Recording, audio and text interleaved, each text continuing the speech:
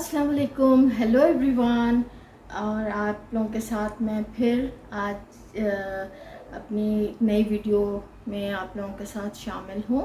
और फ्रेंड्स, ये हुआ कि आज मैंने सोचा कि बहुत से लोगों को ना या ये ग्लूटेन इंटॉलरेंस का, जैसे जो गंदम नहीं खा सकते ना, तो बहुत से लोग ऐसे हैं, बच्चे स्पेशली बहुत ज़्यादा हैं जो गंदम नहीं खा सकते। और जिनको, कुछ लोगों को तो पता है और कुछ लोगों को इतनी अवेयरनेस ही नहीं है कि क्या होता है, क्या सिम्टम्स होते हैं, मतलब जब उनको ये प्रॉब्लम स्टार्ट होती है। ठीक है, तो हुआ यूँ कि मुझे बहुत अरसे से ये प्रॉब्लम थी। मुझे पता ही नहीं था, डॉक्टर्स डायग्नोस ही नहीं कर पाते थे। यही कहते थे एसिडिटी है, आप सोचती बहुत है, और इस तरह की ना ऐसी बातें जो एक नॉर्मल जर्नल बातें होती हैं। और वो मुझे एसिडिटी की दवाइयाँ दे दिया करते थे और मैं वो खाती थी। टेम्प्ररी ठीक होता था, लेकिन फिर ज़रा सा मतलब कुछ भी 19-20 खाने में हो गया। ज़ाहिर है रोटी भी खाती थी, चावल भी खाती थी। जब चावल खाती थी तब तो नॉर्मल, मतलब उस टाइम तक मैंने बिल्कुल नोटिस नहीं करना स्टार्ट किया था ना। तो फिर क्या हुआ कि मेरी फ्रीक्वेंट तबीयत ख़राब होने लगी। उन दिनों हम कराची होते थे, तो मतलब मैं फिर कई दफ़ा तो मेरी इतनी ज़्यादा होती थी कि मुझे डॉक्टर के पास भागना पड़ता था, समटाइम्स हॉस्पिटल, क्योंकि कराची में मोस्टली डॉक्टर्स शाम तक उठ जाते हैं ना। जैसे यहाँ पर तो फिर भी हैदराबाद में ये है कि देर हो जाती है, वहाँ पर भी होती है, लेकिन क्योंकि इतने रास्ते दूर है ना, तो आप करीब में जो चाहे हॉस्पिटल में कोई डॉक्टर हो तो आप प्रेफर करते हो कि यू गो ओवर देयर। सो चली जाती थी मैं अपने हस्बैंड के साथ और जाके दिखाना डॉक्टर को, डॉक्टर ने दवाई वगैरह देनी। ये सिलसिला चलता रहा 90 कह लें 95 से चल रहा था ये सिलसिला ना। और फिर उसके बाद हम हैदराबाद शिफ्ट हुए। चल रहा था उसी तरह से। मतलब मेरा कभी वेट डिक्रीज़ होना स्टार्ट हुआ, फिर बहुत ज़्यादा, मैं बहुत ज़्यादा कमज़ोर हो गई और आए दिन मुझे मोशंस हो जाते थे। अब मैं ये सोचती थी कि मोशंस हैं, खाना लग नहीं रहा अच्छे से, मुझे हज़म नहीं हो रहा, इस वजह से मुझे ये हो जाता है। फिर मेरे ना उस वक्त मेरे स्किन पे रैश नहीं थे, मैं आपको दिखाती हूँ, आपको नज़र आए अगर तो मैं तस्वीरों में लगा दूँगी वीडियो में। ये देखें अभी भी मेरे स्किन पे रैश है। ये देखें, ये इस तरह से ना, जैसे कोई मच्छर काटा हो या कोई रेड और ये हो जाते हैं।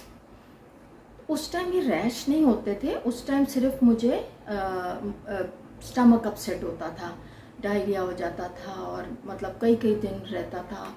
और मुझे यही लगता था कि एसिडिटी है। उस वक्त मैं सोचती थी हो सकता है मैं ओवर थिंकिंग करती हूँ, हो सकता है, मतलब बहुत सारी बातें आपके दिमाग में चल रही थी कि मैं इतनी परेशान हो गई थी कि मैं क्या करूँ। जो देखता था मतलब ऐसे कहता था कि तुम, ज़ाहिर है कई तो मुंह पे भी कह दिया करते थे कि तुम्हारी कैसी हो रही है। क्योंकि ना मेरे ना कहना चाहिए आपको ये कि वो जो फ्रेकल्स हो जाते हैं, जैसे डार्क स्पॉट्स स्किन पे बहुत ज़्यादा हो गए थे, माथे पे, स्किन पे, चिन पे, बहुत, फेस पे मेरे बहुत ज़्यादा इफ़ेक्ट हुआ था। तो खैर उसके बाद मतलब ज़ाहिर है अजीब लगता था। फिर मुझे थोड़ी हेजिटेशन होने लग गई लोगों के पास, मतलब इस तरह से ना जाने में, क्योंकि इतना अजीब फेस लगता था मेरा।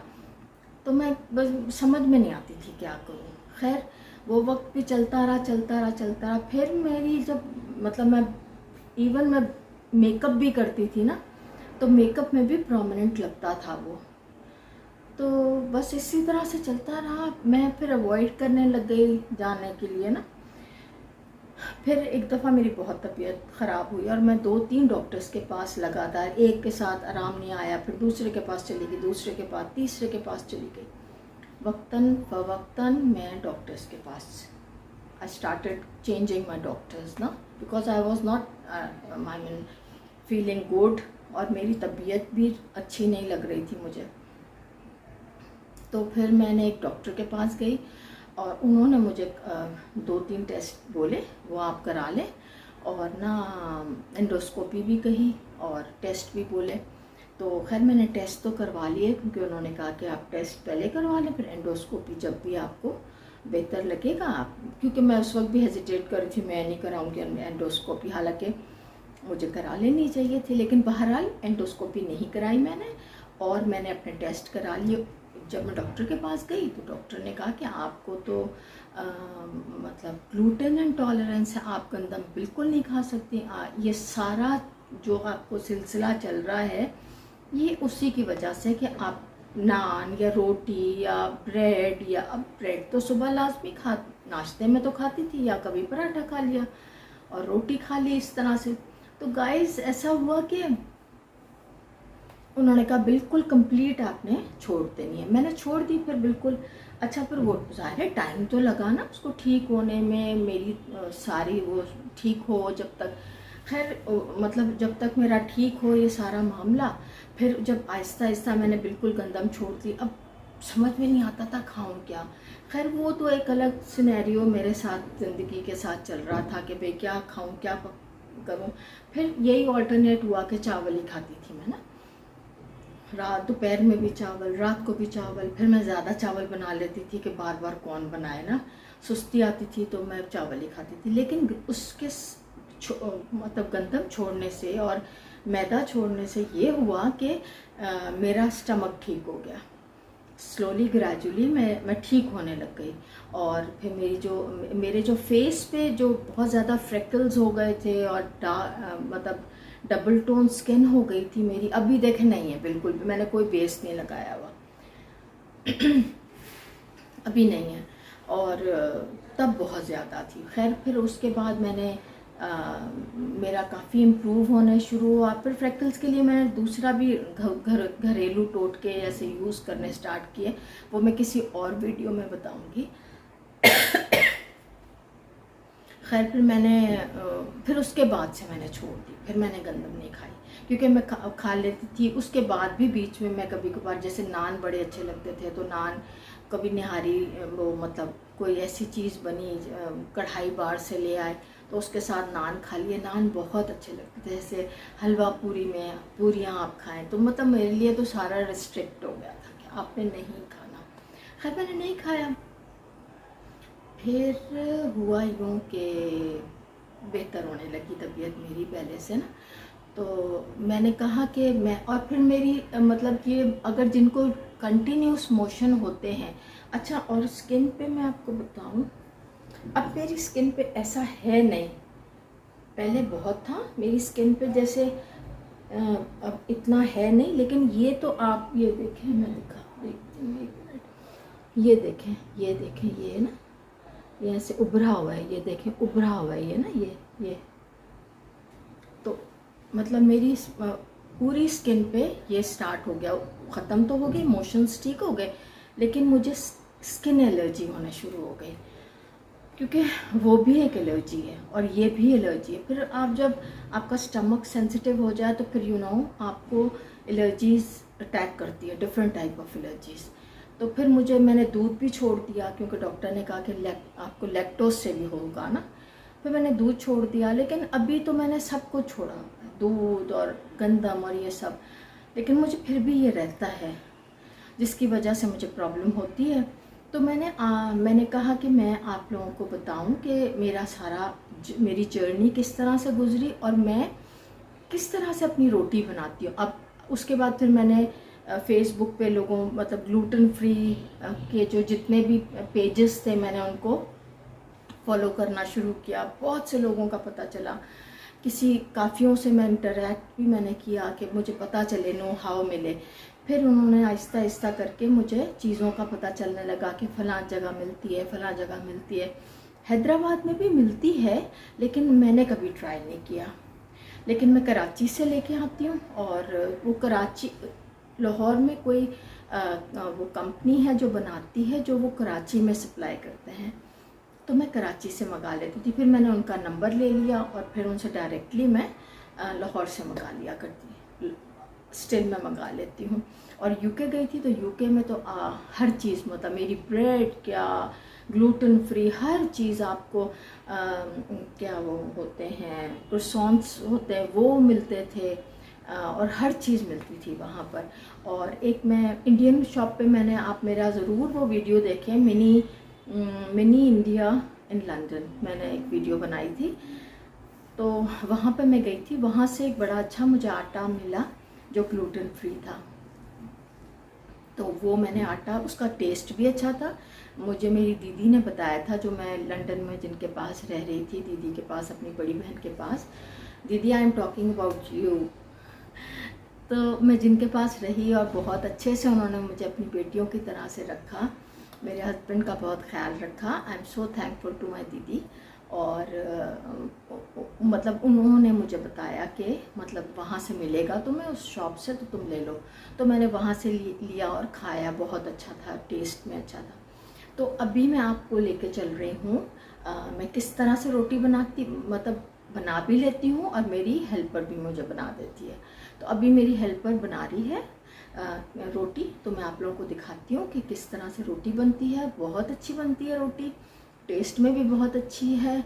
और मतलब मैं बनवा लेती हूँ 2-3 रोटियाँ और फिर फ्रिज में रख लेती हूँ, और फिर माइक्रोवेव करके उसको जब भी मुझे रिक्वायर्ड होती है मैं खा लेती हूँ।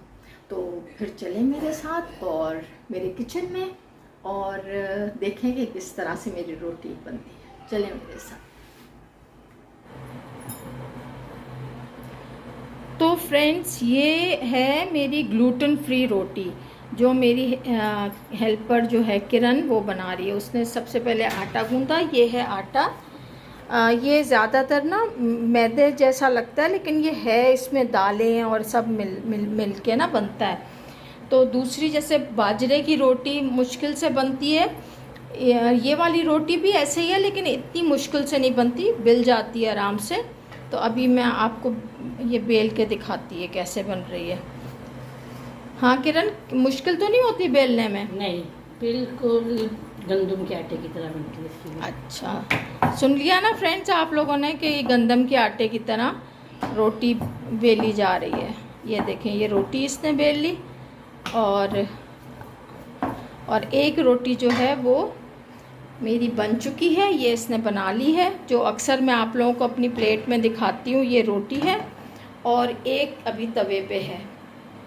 तो मैंने कहा कि आप लोगों को बताऊं कि मैं ग्लूटेन फ्री रोटी किस तरह से बनाती हूँ। तो ये बहुत अच्छी होती है और खाने में भी अच्छी होती है। मतलब मुझे दिक्कत होती थी बहुत ज़्यादा खाने में कि मैं क्या खाऊं, लेकिन जब से ये आटा मैं लाहौर से मंगाने लग गई हूँ तो मुझे बड़ी आसानी हो गई है। मैं सालन के साथ रोटी खा लेती हूँ। और फ्रेंड्स, आज मैंने ना चटनी बनाई थी। ये आप लग रही दाल, लेकिन है ये चटनी। ये इसमें मैंने वो पुदीना, धनिया, हरी मिर्च, ज़ीरा और नमक और एक टमाटर डाला। आज मैंने एक टमाटर, वरना मैं डालती नहीं हूँ, इसमें एक टमाटर डाला। बड़ी अच्छी खुशबू आ रही है, बहुत अच्छी है खुशबू इसकी। तो मैं आप लोगों को दिखाती हूँ कैसी है। मैंने सर धोया अभी, तो मैंने बाल अपने नहीं किए। तो मैं खा के दिखाती हूँ आपको कि ये कैसी है। देखें थोड़ा सा,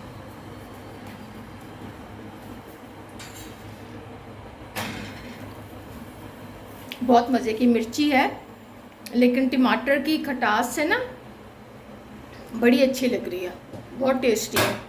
जैसे आपका एपेटाइट भी बढ़ाएगी, बहुत मज़े की लग रही है। इसमें लहसुन, पुदीना, धनिया और ज़ीरा, हरी मिर्च और एक टमाटर, 6 चीज़ें मैंने डाली। और इसमें जो है ना बहुत अच्छे से वो मतलब टेस्ट, नमक तो आप ऐड करोगे अपने हिसाब से। थोड़ा सा नमक मैंने हल्का सा, ज़्यादा नहीं, हल्का सा तेज़ किया था, इस वजह से कि चटनी में थोड़ा सा, चटनी अचार दोनों चीज़ों में नमक ज़रा तेज़ हो ना तो फिर अच्छा लगता है खाने में ना। तो मैंने थोड़ा सा मतलब ज़्यादा कर दिया था। ये देखिए फ्रेंड्स, बिल्कुल गेहूं की रोटी, थोड़ा लगाना, इसमें मैं कह दूँ किरण ऑयल थोड़ा लगाना, बस बस बाबा बहुत ज़्यादा है। तो ये थोड़ा सा ना ऑयल लगा रही है किरण इस पे। ये भी ऑयल ज़्यादा है, 1 चम्मच भी किरण ज़्यादा है इसका, कल से आधा चम्मच लगाना।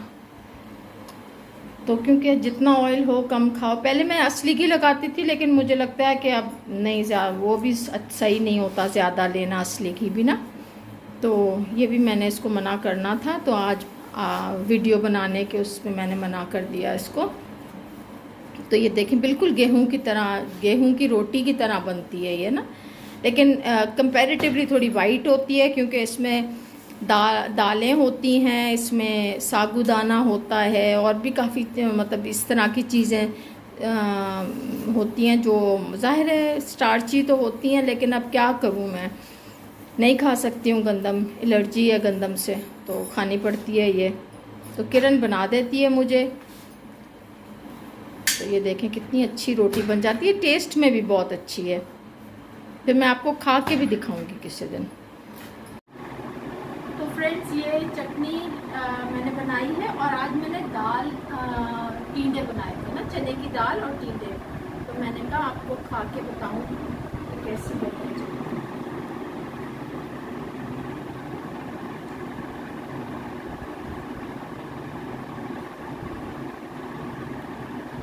बहुत अच्छा, मतलब ये समझ लें कि खाने का टेस्ट ही बिल्कुल वो हो गया, दूसरा होता है। इतना अच्छा खाना। और मैं आपको रोटी ये देखें कितने बिल्कुल गेहूं की तरह टूटती है ना रोटी है।